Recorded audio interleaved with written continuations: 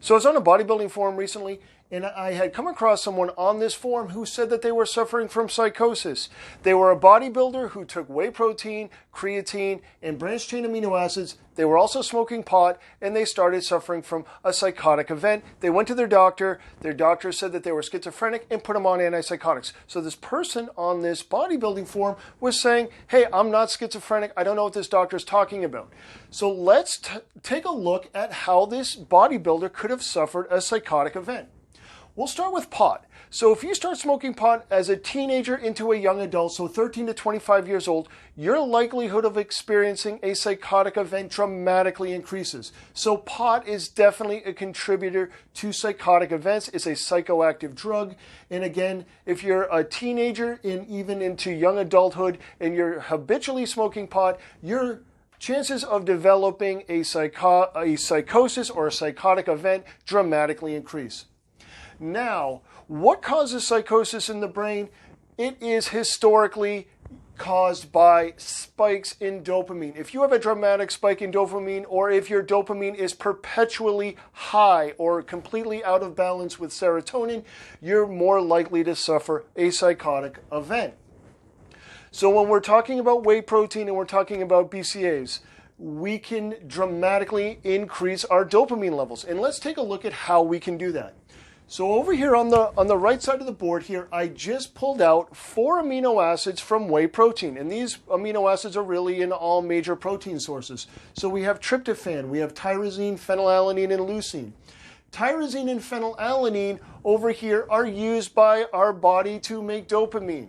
And if you can see over here the serving size, we have 817 milligrams and 793 milligrams of these 2 amino acids per serving size in relation to tryptophan at 457 milligrams per serving size. So the phenylalanine and tyrosine together, again, are used to make dopamine, and it's our tryptophan that is used to make serotonin. And again, tryptophan is an essential amino acid. You cannot make tryptophan. You have to get it from your diet.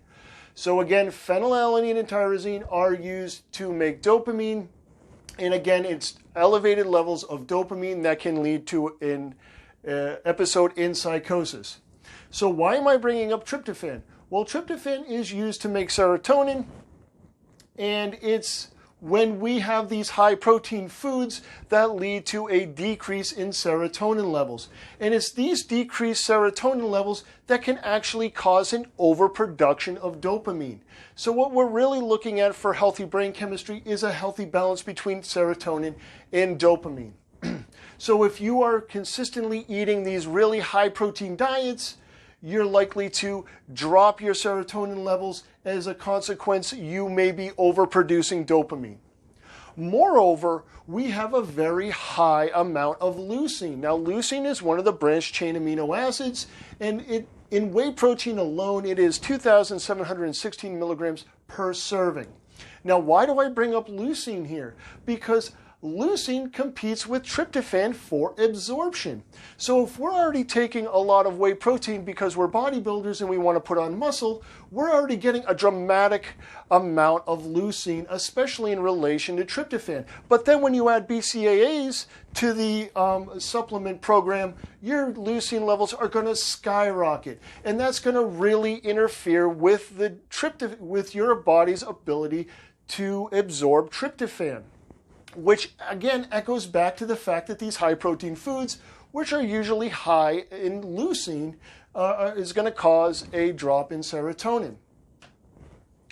And one other thing here with just our general diet is that we have this keto craze going on. We have this high fat, high protein, low carbohydrate diet.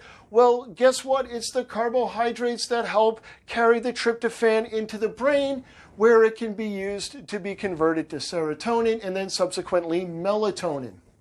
So again, we have whey protein with really high amounts of phenylalanine and tyrosine and relatively low amounts by comparison of tryptophan. It's these 2 amino acids that are used to make dopamine. And again, it's the tryptophan that's used to make serotonin.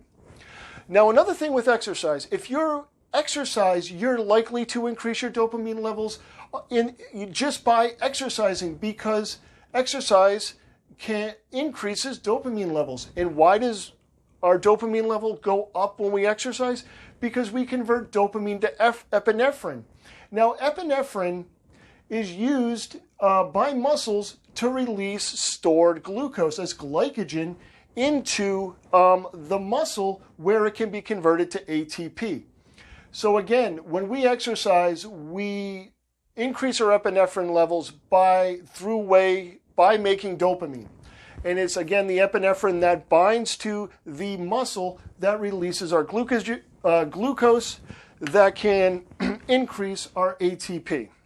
Now again, ATP is our energy, adenosine triphosphate. That is our energy. It is 3-phosphate.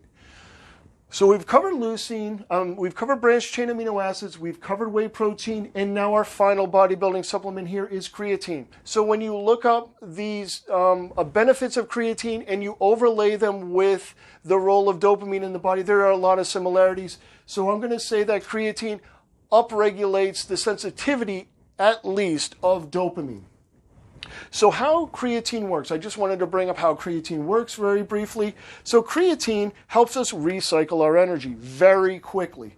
So what creatine does is it picks up this extra phosphate and it helps return it to our used energy, which is adenosine diphosphate, which are 2 phosphates. So this is a phosphate group. It helps bring an extra phosphate to our used energy molecule, which is ADP, and recycles it to ATP. Now, it does this with an enzyme called creatine kinase.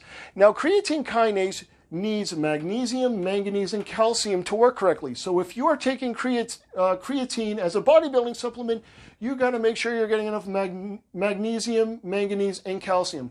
So all the vitamins and minerals here are in turquoise. So to convert tryptophan to serotonin, you're going to need these vitamins and minerals. To convert tryptophan to niacin, you'll need these vitamins and minerals. And tyrosine to dopamine, you'll need the ones over there on the far left side of the board, including C, which is vitamin C. Now, one other thing I want to bring up here in regards to tryptophan is that you use tryptophan to make niacin. Now, if you are not absorbing enough tryptophan because you have these really, really high protein diets, you might not be making enough niacin. And one of the side effects of a niacin deficiency is, again, psychosis or delusion. So I want to bring up a couple of other symptoms associated with a dopamine deficiency, just so you can get a better understanding what high levels of dopamine may feel like.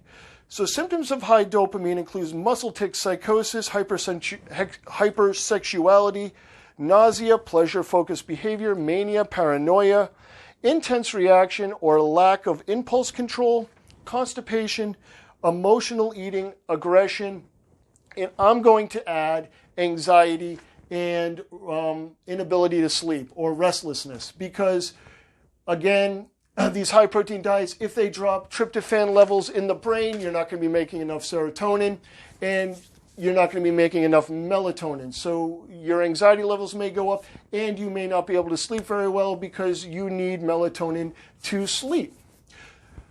So high protein diets, make sure you're getting complex carbohydrates at least. Be very cautious about pot use, especially if you're a teenager into early adult.